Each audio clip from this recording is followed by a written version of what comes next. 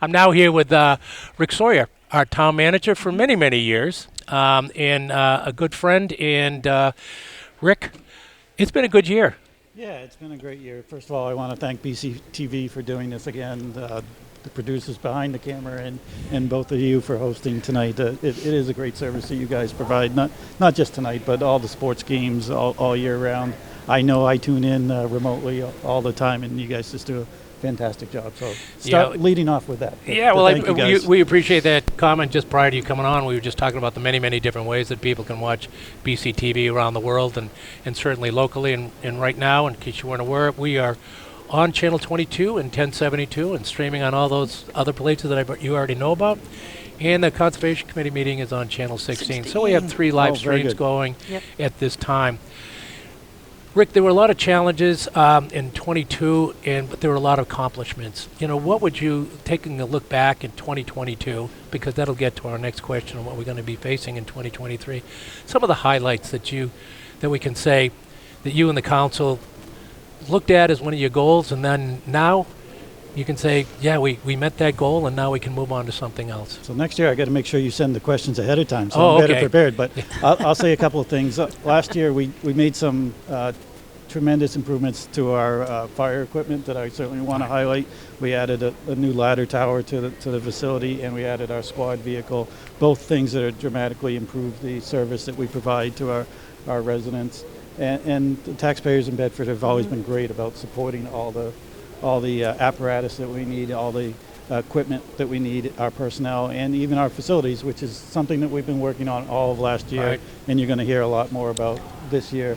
I think we were all hoping in 22 that facilities would have been a facilities request of some kind for new construction would have been on the 23 ballot, but it just didn't pan out, and we didn't want to rush that question. So we spent a lot of time last year working on that, and I think you're going to start seeing our plans on that very, very soon. So that was the highlight on facilities and our equipment. But also last year, we internally had to spend a lot of time on our 3 union contracts with police, fire, and public works. I know that's not a big, sexy thing to talk about, but it really was a tremendous amount of work. I'm very thankful to the voters who supported those contracts, and I think it's really going to pay off in the long run for making sure that we have retain the best personnel and attract the best personnel to Bedford. So. There's no doubt about it, and I think what people don't realize, because most people are into their own personal lives and they don't know some of the things that are going on in town. In fact, there's probably maybe about 10% of the people so actively involved in the community, 90% sometimes just kind of catch up later. So they don't understand some of the things that go on in town. And the town side can be the little sister of the budget, if I can call it that, because when you take a look at the town budget making up roughly 73 cents out of $1, the town seems to have to work harder. That might be that was the school side. Yeah, you want I'm sorry. Thank you very much. It got me a little nervous there. Do you know something? This is really to get their attention. If they're not listening, just use something like that. I apologize. I meant to say 73 cents on the school side. Thank you. Let me emphasize school side. So the town seems to be the little brother, little sister has to work a little bit harder because sometimes people can't see the important aspect of the services that the town provides. So. Yeah, and we are a service organization, so we're the ones out plowing the streets, building the roads, having the library available to people, having BCTV and providing that service, and just things like registering your car, registering your dog, all the things you don't think about day to day, but once a year you have to take care of our planning staff, our assessing staff, all the people that work tirelessly all year round are great servants to this community.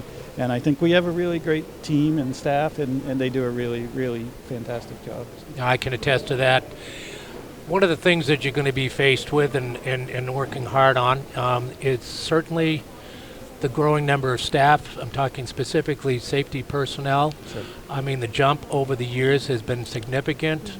I saw some numbers. You may want to talk about those numbers a little bit, because essentially the safety building doesn't meet state or federal compliance. If I understand this correctly, they're pretty well squeezed too.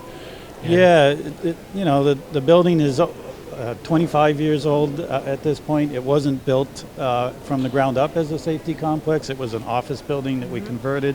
So we started off 25 years ago with some things being deficient probably right from the start. It wouldn't meet today's standard at all. Space-wise, it's okay for the number of fire trucks we have and ambulances, but it doesn't even come close to meeting the needs of our police department or our fire personnel that have grown and have needed to grow. I would say, yes, we're growing, especially our police and firefighter staff in the last 5 to 7 years or so. But really we're playing catch-up for all those years where we didn't add staff when the town really grew in the 2000s, 2010s. We weren't adding staff then like we needed to. So right now what you've seen is the catch-up to service what we have today. You look at the number of fire and police calls that have just escalated over the last decade, and especially over the last few years. It's remarkable. So again, thanking to the council and the voters for adding police officers. We added a lieutenant a year ago. We added a civilian in the police department. We added 2 firefighters last year and 2 more this year. Yep. And we're asking for even more going forward. So hopefully with grants. But even if we can't get those grants, it is definitely something we're all going to have to face.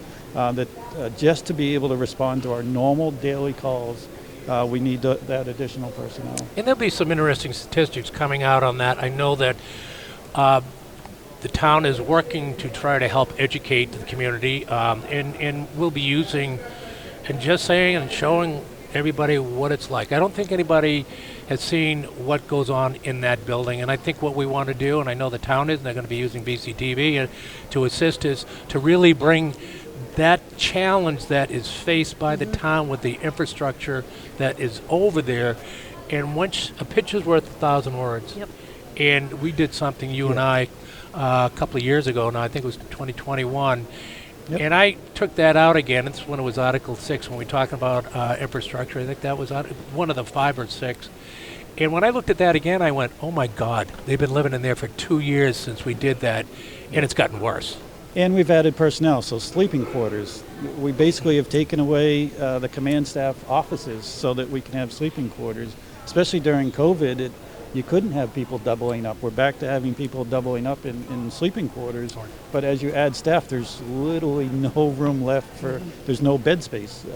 We don't have a solution yet. We're working on one for what to do in the interim until we're able to expand our facilities overall. But that's just an example of, by adding the staff that we need, we also have to provide the facilities to go along with it. So it is definitely something that all of the staff on the safety side, as well as myself and the assistant town manager, are working on regularly right now, trying to solve. You know, there's always something that draws voters in. Sure. This year, one of the items is the Charter Commission. Sure. A review of the Charter Commission. Your thoughts on that?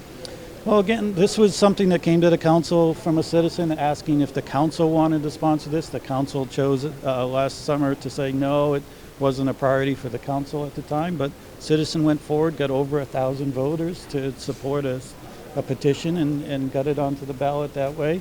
So it'll be fascinating to see how the people voting today turn out and react to it.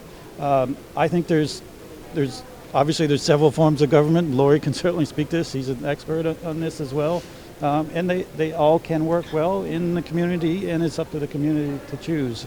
We've had this kind of hybrid form of government here on the town side since the charter was passed. Right, 1989. And it was a conscious decision at that time when the charter was put in place to keep some powers with the voters, or by having a traditional town meeting form of government for the budget and for zoning being on the ballot. Those powers didn't go to the council when the council was formed. Those were retained. Now it's time I guess, by at least 1,000 residents to say, is it time to look at that form of government, and should we be changing it to the form of government where you vote on the budget on the paper ballot? And it will be fascinating to see how that turns out. I think anybody coming in that's not associated with the town might be coming in here and saying, why aren't I doing this all at once? And from a common sense perspective, that you might say, yeah, it makes sense. But there are drawbacks, and I think that will all come out. So there's pluses and minuses to everything. And Lori, if you don't mind me bringing up something you and I talked earlier with Rick here, You are the town manager of Hollis. Town administrator. Town administrator. And you happen to tell, we were just talking about a little bit about this earlier, about your town meeting, Yes. which was diametrically opposite of what we witnessed at our town budgetary meeting. Maybe you could just speak on... Sure. So I was just telling Bill earlier that people don't understand a town meeting until they've really actually been in one.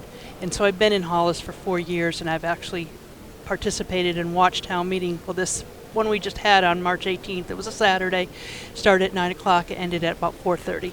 And it was democracy to the right to the bottom. It was amazing to watch. I mean, people go in there like, oh, town meeting. That 8 hours or however long I was there, I was engaged the entire time I was watching it. It was really fun to watch. People coming up, debating. We had 21 articles and debating all of them, for or against it. Always come up with a reason. And finally, there was one resident would come up at the very end and move the question. And so our moderator had his rules, so everybody in the line could speak. So it was very fun to watch. How many did you say? We had 300 people start out at that meeting at 9 o'clock. Of course, by the time 4 o'clock came, they dwindled and they left after. We had one article that was very contentious. So once that was over, a lot of people left. But at the end, we still had about 150 people. And the day was? Saturday. Was a Saturday. Mm-hmm. Maybe those are some of the challenges that we have with our current system is, we have a budgetary, you don't have enough. Those are the things that will come out, I'm assuming, but Yeah. it works. It worked. It was really fun to watch. And It is, from a historical perspective, this is very much a New England thing. It's certainly east of the Mississippi, but mostly New England that are still doing these traditional town meetings. If you move here from the West Coast, this probably doesn't make any sense to you to show up and raise your hand and talk to your neighbor and debate things with your neighbor and ultimately make a decision. So it is fascinating that we like this here in New Hampshire and in New England. So again, in another historical perspective on it, or a global perspective, we don't have this passion about our state budget, which we don't vote on as residents, or our federal budget that we elect people to take care of that. But on the local level, there's this feeling, at least with some, that you have to have your hand in all of those decisions. And I'm not saying it's right or wrong, it's a very New England thing and very much a New Hampshire thing especially. And that's why towns after town who actually put the Senate Bill 2 on their ballot usually gets turned down. It never gets passed. Different towns that I'm familiar with put it on the ballot. In Hollis, for example, it's been on there. Didn't go on this year, but a couple of years ago, it went on like 3 years in a row. It never passed. It just does. People they're so familiar with the way we do things there now that they don't want change. They love the way it works. The smallest budget you have is the one that you're most passionate about for whatever reason. Yeah, I know. I tried to draw that, when you're dealing with Yep. one side that's getting 73% of the dollar, and then on this side, on the school side, you do have the SB2, and not knowing the history on that, and some people might look at that and say, well, why don't we have it on this side? And I think you kind of indicated that, well, it's a New England tradition. Maybe you could explain that a little deeper. Well, I can, but it's also, there is a lot of different articles on the town side that would have to be on a ballot versus a school side. We have BCTV as an enterprise fund. You'd have to have a separate question on every enterprise fund we have. So our sewer enterprise fund, Recreation. our camp, and BCTV are all enterprise funds. So there's 3 more questions that you have to answer in addition to the regular town budget. They all have to have default budgets and proposed budgets. All our capital reserves, which the school really doesn't do in the same fashion. At our town meeting, I think we had 40 or so capital reserve items that we voted on, debated, and acted on as one vote. On the ballot going forward, if that's how we move, you're probably going to see 40 capital reserve questions because you want somebody to be able to vote yes or no on each question because they can't debate it. You can't go into a voting booth and debate with your neighbor about that question. You have to be able to just say, yes, I want the fire truck, but I don't want the ambulance, or those types of things. So it will be fascinating. It would certainly change how we would have to go forward with our budget. We might have to reconsider doing some capital reserves just because you don't want to overwhelm the voter each and every time. And having 20, 30-minute voting ballots because there'd be so many questions. Not to mention the cost. Yeah, To the cost print of all those the ballots. but it's not to say it's not the wrong way, because Londonderry is an SB2 town, perfectly good town, but Gary right next door is a community that has the town council voting on the budget. Durham's another community that has the town council voting on the budget. All of our cities, the aldermen vote on the budget. Those are all perfectly good cities. That nobody would say Portsmouth isn't a great city or Durham isn't a great town. I think all of that is going to come out if this passes. Yep. And some people just need to be educated. There's going to be people that are already leaning one way, some in the middle, some over here. And I think it's always a good idea to say, okay, we've always had this, hasn't changed since 1989.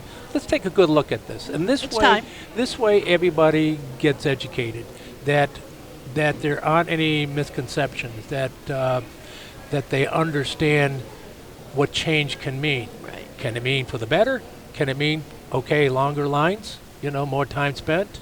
I mean, there's so many different things. That, I think, will all come out. I know those commission meetings are going to be broadcast live, again, if the charter passes, and the public is welcome to attend, I'm assuming. All public absolutely, meetings. absolutely. Minutes will be kept.